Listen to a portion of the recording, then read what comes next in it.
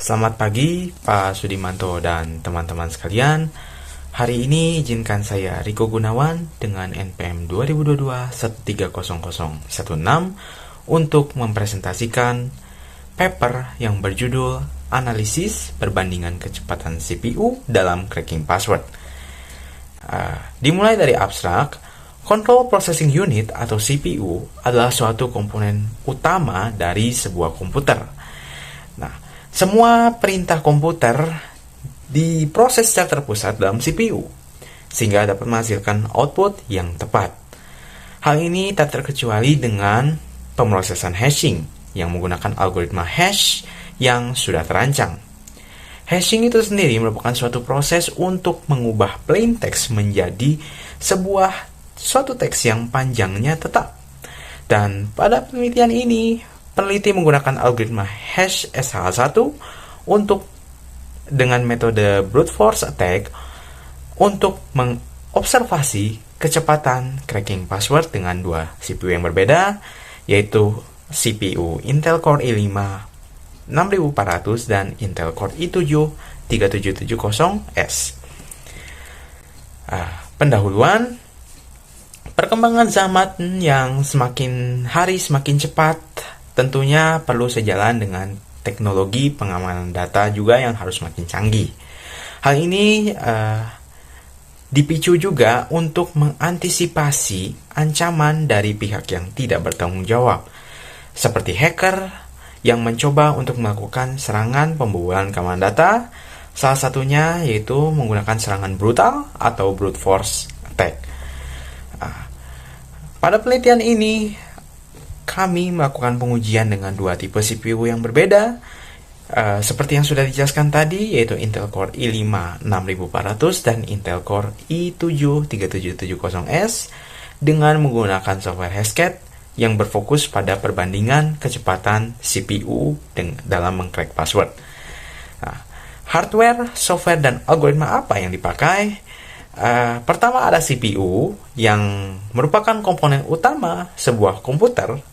CPU ini dapat diibaratkan sebagai otak dari sebuah komputer. Semua instruksi semuanya diproses terpusat di sana, dan jika kinerja performa CPU itu semakin baik, maka CPU dapat menjalankan program dengan lebih cepat. Sekarang ini banyak CPU yang telah berada di pasaran. Salah satu contohnya adalah prosesor Intel dan AMD. Di sini peneliti menggunakan CPU atau prosesor Intel. Selanjutnya ada Hashcat. Program yang akan digunakan yaitu sebuah software yang diciptakan oleh Jens Staubo dan Gabriel Gristina pada tahun 2022, yang merupakan sebuah perangkat lunak open source yang bertujuan untuk hash cracking password yang transkripsi. Hashcat juga mendukung berbagai hash, yaitu MD5, SH1, dan SH2, dan yang lainnya.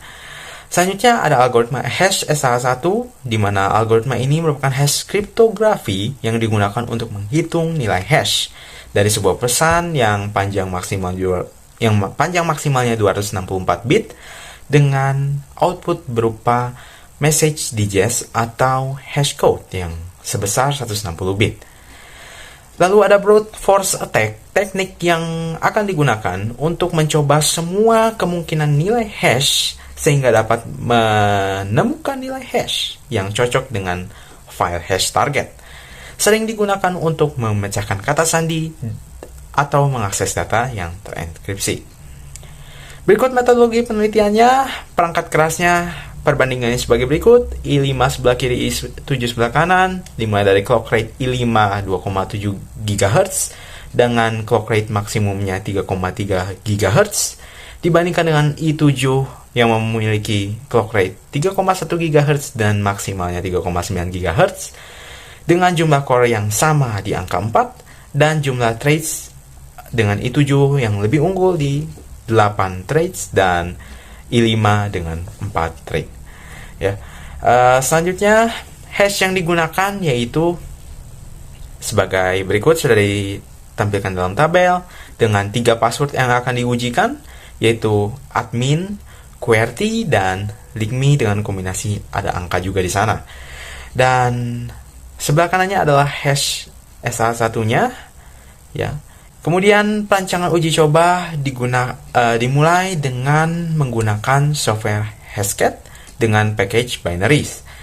Lalu menggunakan juga OpenCL merupakan sebuah perangkat lunak yang nantinya akan bermanfaat untuk memanfaatkan kinerja CPU yang tadinya GPU sudah terprogram dari Hashcat akan dialihkan ke CPU sehingga dapat dilakukan pengujian. Lalu Hashcat juga memerlukan file target untuk dalam prosesnya, dan di sini digunakan file .txt yang di dalamnya berisi hash sh1 yang akan diproses nanti dalam Hashcat. Lalu selanjutnya Hashcat akan dijalankan melalui program command prompt yang sudah ada dari bawaan komputer itu sendiri. Hashcat dijalankan dengan algoritma SH1 dengan perintah sebagai berikut, yaitu hashcat.exe spasi strip M spasi 100 spasi strip A strip 3 strip -D spasi 1 spasi contoh.txt dengan rinciannya ada di tabel. Selanjutnya, cara kerja cracking password dimulai dengan membangkitkan kombinasi password acak yang sudah disiapkan oleh peneliti. Lalu Hashcat akan melakukan hashing dan mencocokkan hash pada file contoh.txt. Lalu jika passwordnya benar, maka proses hash itu selesai. Dan jika salah, program Hashcat akan terus mencoba untuk mencari kombinasi password acak yang sesuai dengan file target. Ya. Selanjutnya, hasil dan analisis benchmarknya yaitu sebagai berikut. Dapat dilihat di tabel sebelah kiri, yaitu ada tabel clock speed eksekusi program, di mana Intel Core i5 pada session 1 0,31, sedangkan Intel Core i7 0,33. Dengan rata-ratanya setelah di rata-ratakan semuanya, Intel Core i5 71,68 MHz per second.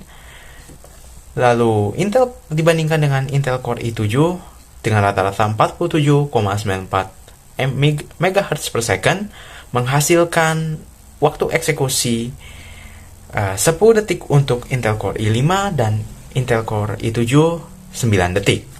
Nah, dari tabel berikut dapat kita lihat bahwa adanya perbedaan waktu eksekusi antara CPU i5 dan i7.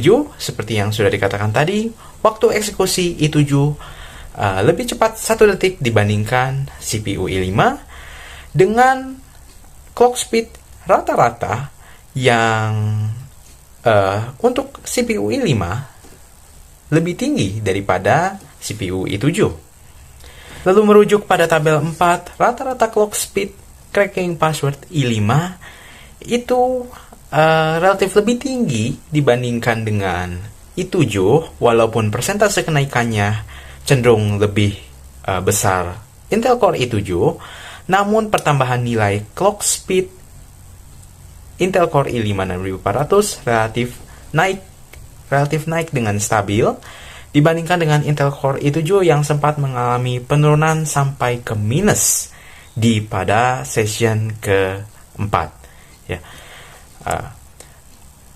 Ini adalah gambar dari saat programnya dijalankan. Di sana ada detailnya, termasuk ada kecepatan pemrosesannya tiap sessionnya berapa, dan waktu selesainya kapan. Selanjutnya ada hasil dan analisis benchmark. Dapat disimpulkan, atau jika kita simpulkan dalam bentuk tabel, perbandingan performa CPU pada saat benchmark dilakukan. Terdapat waktu eksekusi Intel Core i5 lebih lambat daripada i7. Lalu rata-rata clock speed i5 lebih tinggi dibandingkan dengan i7. Pertambahan clock speed Intel Core i5 relatif naik dan stabil dibandingkan dengan Intel Core i7 yang sempat mengalami penurunan sampai ke angka minus, dan kenaikan persentase dari i7 lebih signifikan daripada Intel Core i5. Ya, faktor-faktor tersebut dapat dipengaruhi juga oleh faktor yang menjadi dasar dari CPU tersebut, yaitu spesifikasi bawaannya, yaitu CPU i7 yang pada dasarnya memiliki clock rate yang lebih besar daripada i5, yaitu 3,1 GHz, dan i7 juga yang memiliki thread 2 kali lipat lebih banyak dibandingkan dengan CPU i5. Hal ini mempengaruhi kecepatan memproses instruksi lebih cepat.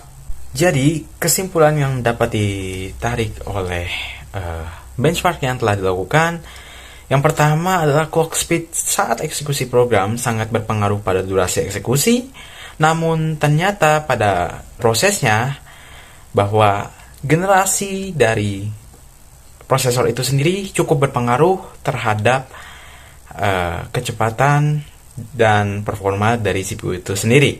Karena CPU dengan generasi lama cenderung kalah dari segi arsitektur dan performanya pun dari generasi yang di atasnya.